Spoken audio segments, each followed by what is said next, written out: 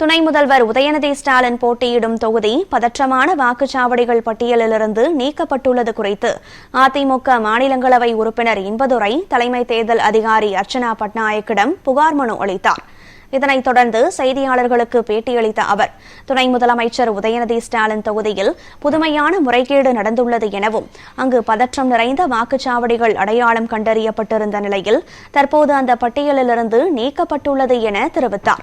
Booth capturing நடக்க வாய்ப்புள்ளது என கடந்த 2024 நாடாளுமன்ற தேர்தலில் 22 வாக்குச்சாவடிகள் பதட்டமான வாக்குச்சாவடிகள் என தேர்தல் அதிகாரி அறிவித்துள்ளதாக குறிப்பிட்ட அவர், ஆனால் அது தற்போது நீக்கப்பட்டுள்ளது என குற்றஞ்சாட்டினார். துணை முதல்வர் உதயநிதி ஸ்டாலின் போட்டியிடுகிற சேப்பாக்கம் திருவல்லிக்கேணி தொகுதியில் ஒரு புதுமையான ஒரு முறைகேடு இருக்கு.